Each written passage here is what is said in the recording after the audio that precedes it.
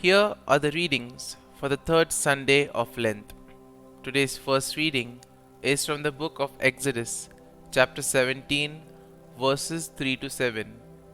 The second reading is from the letter to the Romans, chapter 5, verses 1 to 2 and 5 to 8. And the Gospel is from the Gospel of John, chapter 4, verses 5 to 15, 19b to 26, 39 and 40 to 42. The first reading, a reading from the book of Exodus. In those days, in their thirst for water, the people grumbled against Moses, saying, "Why did you ever make us leave Egypt? Was it just to have us die here of thirst, with our children and our livestock?" So Moses cried out to the Lord, "What shall I do with this people? A little more, and they will stone me." The Lord answered Moses, "Go over there in front of the people, along with some of the elders of Israel, holding in your hand as you go the staff with which you struck the river. I will be standing there in front of you on the rock in Horeb. Strike the rock, and the water will flow from it for the people to drink."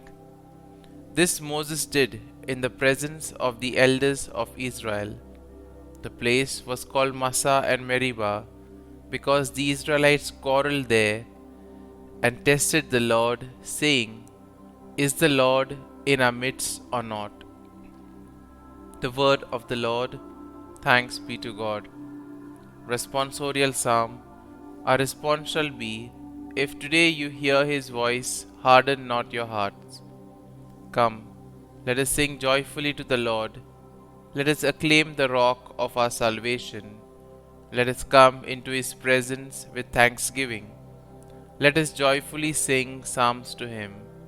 Response. If today you hear his voice, harden not your hearts.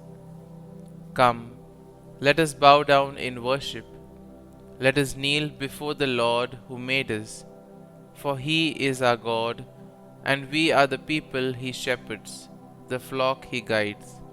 Response. If today you hear his voice, harden not your hearts. Oh, that today you would hear his voice, harden not your hearts as at Meribah, as in the day of Massah in the desert, where your fathers tempted me. They tested me, though they had seen my works. Response.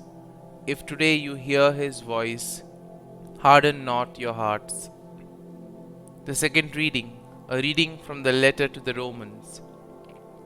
Brothers and sisters, since we have been justified by faith, we have peace with God through our Lord Jesus Christ, through whom we have gained access by faith to this grace in which we stand, and we boast in hope of the glory of God.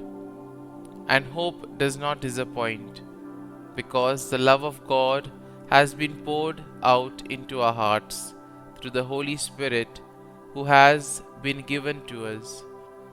For Christ, while we were still helpless, died at the appointed time for the ungodly. Indeed, only with difficulty does one die for a just person, though perhaps for a good person one might even find courage to die. But God proves his love for us in that while we were still sinners, Christ died for us.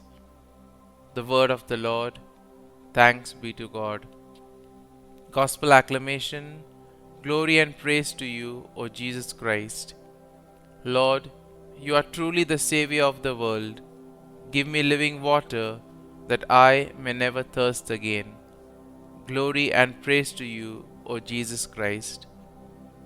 A reading from the Holy Gospel according to St. John. Jesus came to a town of Samaria called Sychar, near the plot of land that Jacob had given to his son Joseph. Jacob's well was there. Jesus, tired from his journey, sat down there at the well. It was about noon. a woman of Samaria, came to draw water. Jesus said to her, "Give me a drink." His disciples had gone into the town to buy food. The Samaritan woman said to him, "How can you, a Jew, ask me, a Samaritan woman, for a drink?" For Jews use nothing in common with Samaritans. Jesus answered and said to her, "If you knew the gift of God, and who is saying to you, 'Give me a drink,' you would have asked him, and he would have given you living water." The woman said to him, "Sir, you do not even have a bucket, and the cistern is deep. Where then can you get this living water? Are you greater than our father Jacob, who gave us this cistern and drank from it himself with his children and his flocks?"